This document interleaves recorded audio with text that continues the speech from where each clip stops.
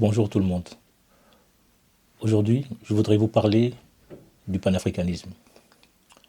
Au vu de ce qui se passe sur le continent africain, on a tous été choqués par les horreurs au Soudan, les massacres de civils innocents, des millions de réfugiés. Et c'est des horreurs qui nous rappellent ce qui s'est passé à Gaza et aussi ce qui s'est passé au Congo et ce qui se passe toujours au Congo. On doit rester mobilisé pour dénoncer ces massacres. Au Sahel aussi, depuis quelque temps, des terroristes, des groupes armés prennent en otage des pays et des populations et commettent des massacres. Ainsi aussi que des groupes armés qui font la même chose sur des civils innocents. Le panafricanisme est très populaire aujourd'hui chez beaucoup de jeunes, ainsi que chez beaucoup de politiciens et des leaders, des militaires, qui utilisent ces discours pour mobiliser la jeunesse et qui se prétendent panafricanistes, parce qu'ils savent que c'est populaire chez beaucoup de jeunes. Des jeunes qui sont fatigués, qui sont déçus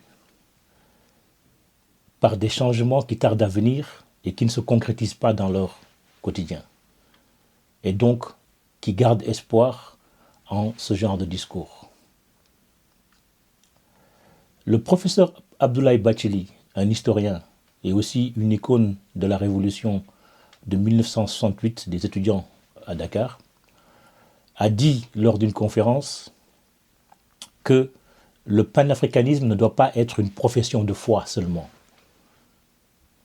une déclaration, des discours, mais doit s'inscrire dans une vision et des actions concrètes qui mènent vers un objectif clair et précis.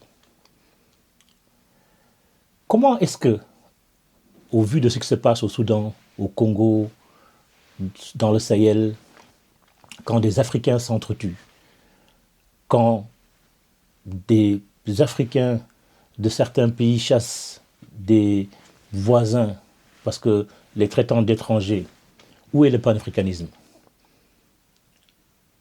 Où est le panafricanisme dans ce genre de division qui fragmente le continent, qui nous éloigne les uns des autres encore plus? Où est le panafricanisme quand on regarde aujourd'hui ce qui se passe au Soudan, quand des peuples se massacrent entre eux, quand des États se font la concurrence?